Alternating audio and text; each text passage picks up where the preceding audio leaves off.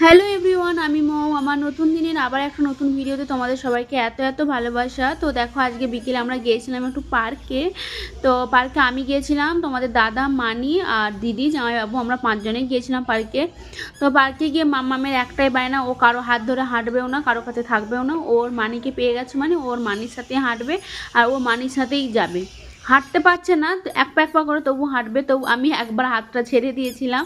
তো সেই জন্য দেখো ও পেছনে পেছনে আসতেছে, আমার কারো হাত ধরছে না, কিছু না। তো এরপর ও আবার আমার ব্যাগটা নিয়ে বায়না করছিল, সেই জন্য ব্যাগটা নিয়েও একটু হাঁটু হাঁটু করে ফেলছে। এখন নতুন নতুন হাঁটতে শিখেছে, একদম কোলে থাকতেই চায় না। আর আমি কোলে নিয়ে হাঁটতে পারি না, ও সেটা হয়তো বুঝতে পারে। ও আমার কাছে আসলে কোলে একদমই থাকতে চায় না, নেমে পড়ে। কিন্তু ওর বাবা মায়ের কাছে থাকলে তবু একটু কোলে থাকছে। তো এরপর এখানে পার্কে এখানটা একটু বসেছিলাম, তো অনেকটা ঘুরেছি। ঘুরে এখানটা একটু বসে দেখো আমি একটু রেস্ট নিচ্ছিলাম, কারণ আমি তো অতটা তাড়াতাড়ি হাঁটতে পারি না। তো দিদি আর জামাইবাবু, তোমাদের দাদা আমার সাথে একটু বসে রেস্ট নিচ্ছিল। আবার তোমাদের দাদা মানির সাথে এখানে একটু দুষ্টুমিও করে নিচ্ছিল।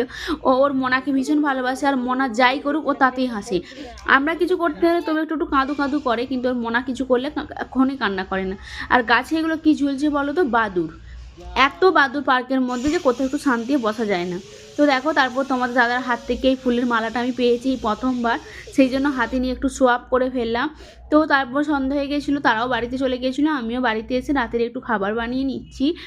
আর যেহেতু রাত্রেবেলা ডিনার বানাচ্ছি, সেই জন্য বেশি কিছু রান্না হচ্ছিল না, তাই জন্য তারপর সন্ধ্যের পর থেকে আবার একটু বৃষ্টিও শুরু হয়ে গিয়েছিলো, সেই জন্য চিকেন খিচুড়ি বানিয়ে নেবো বলে সমস্ত কিছু সবজি টবজি কেটে চাল ডাল ধুয়ে সেদিকে হাঁড়িতে চাল ডাল সিদ্ধ বসিয়ে দিয়েছিলাম।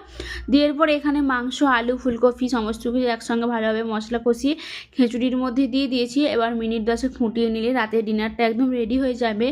তো মাঝে মাঝে বিকেলবেলা আমরা মানির সাথে আমি যাই, কিন্তু মানিও বাড়িতে আছে আমাদের, তো ভালোই লাগে।